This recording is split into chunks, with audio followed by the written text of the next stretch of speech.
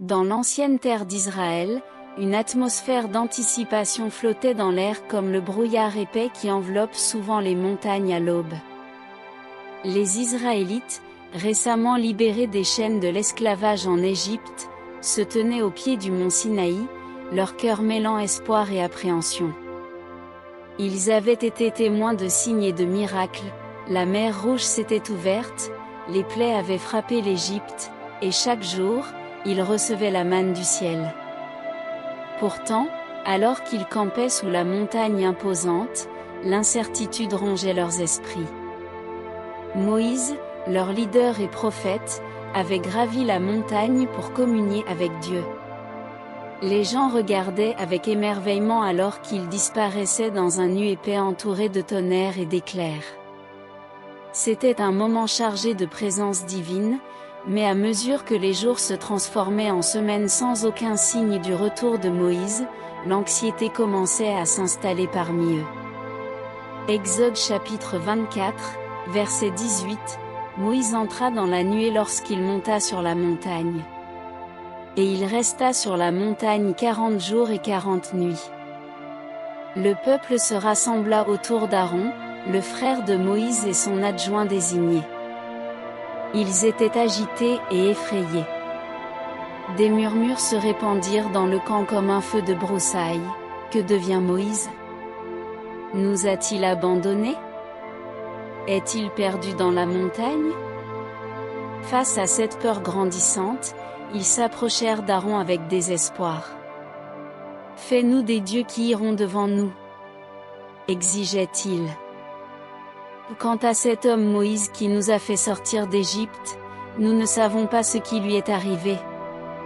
Aaron ressentit le poids de leurs supplications peser sur lui. Il hésita, sachant pertinemment que cette demande violait directement les commandements de Dieu. Pourtant, confronté à l'agitation croissante du peuple, il céda à leurs exigences. Enlevez vos boucles d'oreilles en or, ordonna Aaron. Apportez-les-moi. Le peuple obéit rapidement, se dépouillant de ses ornements et les présentant à Aaron. Il prit l'or et façonna un veau en or avec un outil. Exode chapitre 32, versets 1 et 2, lorsque le peuple vit que Moïse tardait à descendre de la montagne, ils se rassemblèrent autour d'Aaron et dirent, « Viens, fais-nous des dieux qui iront devant nous. » Alors qu'il dévoilait le veau d'or, une vague d'excitation déferla sur la foule. Ils proclamèrent que c'était leur Dieu qui les avait fait sortir d'Égypte. À ce moment de rébellion contre le commandement de Dieu, ils dansèrent et célébrèrent autour de leur idole. Pendant ce temps, au sommet du mont Sinaï, Dieu parla à Moïse au milieu du tonnerre et des éclairs. Il lui révéla ce qui se passait en bas, comment son peuple s'était rapidement détourné de lui. La colère monta en Dieu alors qu'il contemplait leur infidélité. Exode chapitre 32 versets 9 et 10, J'ai vu ce peuple. Ce sont des gens au cou raide. Maintenant laisse-moi, afin que ma colère s'enflamme contre eux. Dieu avertit Moïse qu'il détruirait ce peuple pour son idolâtrie et commencerait une nouvelle génération avec Moïse. Mais Moïse était rempli de compassion pour son peuple, il ne pouvait supporter l'idée de leur destruction. Moïse intercéda pour les Israélites. « Ô Seigneur, s'écria-t-il, détourne-toi de ta colère ardente, retiens-la, et ne fais pas tomber le désastre sur ton peuple. Souviens-toi de tes serviteurs Abraham, Isaac et Jacob. Tu leur as juré par toi-même, je ferai que ta descendance soit aussi nombreuse que les étoiles dans le ciel. » Exode chapitre 32 versets 11 et 12, mais Moïse chercha la faveur du Seigneur son Dieu. « Détourne-toi de ta colère ardente, reviens de ta colère et ne fais pas tomber le désastre sur ton peuple. » Dieu écouta la supplication de Moïse mais fit savoir que chaque personne porterait sa propre faute. Cependant, il réaffirma son alliance avec ceux qui restaient fidèles. Avec les paroles de Dieu résonnant encore dans ses oreilles, Moïse descendit du mont Sinaï portant 2 tables de pierre inscrites des commandements de Dieu. Son cœur battait d'anticipation, ces tables représentaient non seulement des lois mais aussi une alliance entre Dieu et son peuple choisi. Cependant, alors qu'il approchait du camp, son cœur se serra face à ce qu'il voyait en bas. Les Israélites dansaient autour du veau d'or dans un abandon sauvage, une image qui le frappa comme une flèche. Exode chapitre 32 verset 19. Lorsque Moïse approcha du camp et vit le veau et les danses, sa colère s'enflamma et il jeta les tables hors de ses mains. Dans une colère juste, il brisa les tables au pied de la montagne, un acte symbolique représentant leur alliance rompue avec Dieu. Moïse se précipita dans le camp au milieu du chaos. La musique retentissait, les rires résonnaient, la fête entourait comme une tempête. Il confronta Aaron au sujet de ses actions. « Que as-tu fait » demanda Moïse avec colère. « Comment as-tu pu conduire ce peuple dans un tel péché » Aaron balbutia en réponse. « Ne sois pas en colère contre moi. Le peuple est enclin au mal. Ils m'ont dit de faire des dieux pour eux, parce qu'ils craignaient que tu sois parti. » Moïse avait du mal à croire ce qu'il entendait. « Tu aurais dû rester ferme. Tu aurais dû leur rappeler le pouvoir de Dieu. » Aaron tenta de rejeter la faute sur les désirs des gens plutôt que d'assumer sa part dans leur chute. À ce moment-là, Moïse appela ceux qui étaient restés fidèles à Dieu, à se rassembler autour de lui. Les Lévites se rallièrent sans hésitation. « Quiconque est pour le Seigneur, déclara fermement Moïse, viens à moi. » Les Lévites avancèrent résolument. Moïse leur ordonna d'exécuter un jugement sur ceux qui avaient péché contre Dieu, les idolâtres qui s'étaient détournés de lui si rapidement après avoir été témoins de ses miracles. Exode chapitre 32 versets 26 et 27, ainsi il se tenait à l'entrée du camp et disait, « Quiconque est pour le Seigneur, viens à moi. » Et tous les Lévites se rassemblèrent autour de lui. Avec des cœurs lourds, mais une détermination ferme, ils dégainèrent leurs épées contre ceux qui avaient conduit les autres à la désobéissance. Environ 3000 hommes tombèrent ce jour-là, une conséquence tragique de la rébellion contre les commandements de Dieu. Après cet événement tragique qui s'était déroulé devant lui, Moïse retourna vers Dieu une fois encore, pour demander pardon pour son peuple. Il savait que seule la repentance pourrait leur offrir l'espoir d'une restauration. Le lendemain, Moïse dit solennellement à son peuple, « Vous avez commis un grand péché. » Il gravit à nouveau le mont Sinaï, pour demander la miséricorde de Dieu, sur les péchés d'Israël.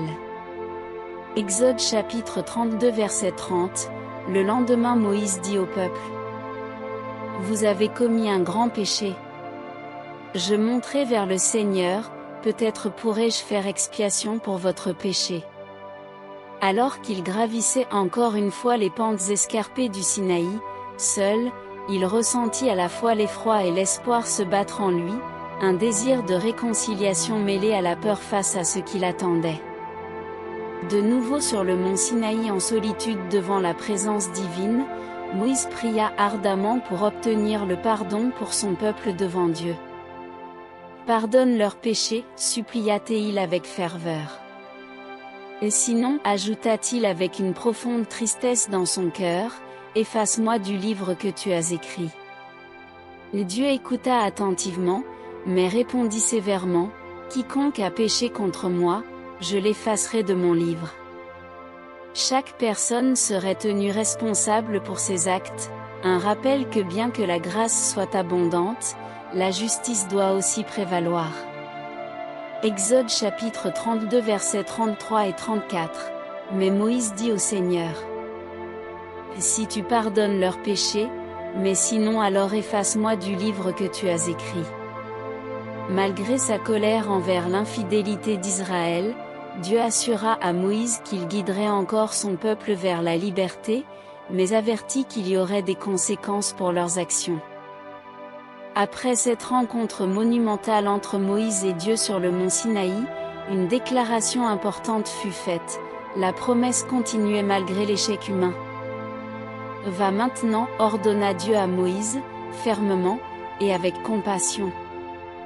Mène ton peuple là où je t'ai promis. » Moïse descendit encore une fois du mont Sinaï portant des tables nouvelles, comme les premières. Les nouvelles tables furent gravées encore par la main même de Dieu. Et un nouvel espoir remplissait son cœur alors qu'il retournait vers le camp plein d'anticipation. Exode chapitre 34 versets 1 et 2, le Seigneur dit à Moïse: grave 2 tables comme les premières. Lorsque Moïse rejoignit son peuple, portant des tables neuves, symbolisant des promesses renouvelées entre tous, il trouva encore ceux-ci en train de se remettre du chaos causé par l'idolâtrie, mais maintenant ils étaient prêts à se soumettre à Dieu. Voici, cria Moïse avec enthousiasme, en levant les nouveaux commandements devant eux tous. Ce sont des paroles données directement par notre Seigneur. Les Israélites écoutèrent attentivement tout en absorbant chaque mot prononcé tout haut par Moïse, et ils comprenaient combien ce moment était précieux. Moïse leur rappela combien ils s'étaient égarés rapidement, durant ces moments remplis de doutes, cela servit tant comme un avertissement que comme un encouragement, alors qu'ils avançaient ensemble vers la terre promise. Les événements entourant la fabrication et l'adoration du veau d'or, par le peuple d'Israël, servirent non seulement comme un récit d'avertissement, mais aussi comme un rappel, quant à l'importance de demeurer fidèle au Seigneur, au milieu des épreuves rencontrées tout au long du parcours. Même lorsqu'on est tenté par des distractions ou des pressions environnantes, nous devons nous efforcer de rester fermement loyaux envers notre Créateur, qui désire rien moins qu'une meilleure relation possible entre chacun d'entre nous et lui, l'Éternel Dieu. Cette histoire nous rappelle tous, combien la grâce de Dieu est offerte librement, et, même après que nous ayons échoué misérablement, l'amour divin demeure inchangé, malgré nos manquements. Car, Dieu aspire à restaurer les brisures trouvées dans les cœurs qui résolument prêts à retourner vers lui. Ainsi se termine ce récit poignant illustrant la fragilité humaine, contrastée avec la grâce divine. La narration résonnant tout au long des âges rappelle aux croyants partout, que la puissance de repentance apporte guérison et restauration, laquelle est et reste disponible par la fidélité de l'homme envers le Créateur suprême. Alors que nous réfléchissons aux leçons tirées de l'histoire du veau d'or, puissions-nous nous efforcer diligemment de maintenir nos engagements pris envers le Seigneur Dieu, tout en encourageant nos semblables à suivre le chemin, Jésus-Christ, et à partager la vérité trouvée dans les Saintes Écritures, guidant notre parcours futur, ensemble vers la promesse éternelle qui s'offre à tous ceux qui croient et demeurent fermes dans cette promesse. À toutes fins utiles, rappelons-nous de l'avertissement que Paul, l'envoyé de Jésus-Christ, nous donne par le Saint-Esprit, en s'appuyant sur le récit ci-dessus entre autres, dans 1 Corinthiens chapitre 10 du verset 1 au verset 12, il écrit: Frères, je ne veux pas que vous ignoriez que nos pères ont tous été sous la nuée, qu'ils ont tous passé au travers de la mer, qu'ils ont tous été baptisés en Moïse dans la nuée et dans la mer, qu'ils ont tous mangé le même aliment spirituel, et qu'ils ont tous bu le même breuvage spirituel, car ils buvaient à un rocher spirituel qui les suivait, et ce rocher était Christ. Mais la plupart d'entre eux ne furent point agréables à Dieu, puisqu'ils périrent dans le désert. Or, ces choses sont arrivées pour nous servir d'exemple, afin que nous n'ayons pas de mauvais désirs, comme ils en ont eu. Ne devenez point idolâtres, comme quelques-uns d'eux, selon qu'il est écrit, le peuple s'assit pour manger et pour boire, puis ils se levèrent pour se divertir. Ne nous livrons point à l'impudicité, comme quelques-uns d'eux s'y livrèrent, de sorte qu'il en tomba 23 000 en un seul jour. Ne tentons point le Seigneur, comme le tentèrent quelques-uns d'eux, qui périrent par les serpents. Ne murmurez point, comme murmurèrent quelques-uns d'eux, qui périrent par l'exterminateur. Ces choses leur sont arrivées pour servir d'exemple, et elles ont été écrites pour notre instruction, à nous qui sommes parvenus à la fin des siècles. Ainsi donc, que celui qui croit être debout prenne garde de tomber. Merci d'avoir suivi cette vidéo avec nous. Si vous aimez ce contenu, n'hésitez pas à mettre un pouce en haut, à partager massivement cette vidéo, et à vous abonner à ma chaîne, pour être régulièrement informé des nouvelles publications, et suivre des histoires épiques, inspirantes et édifiantes.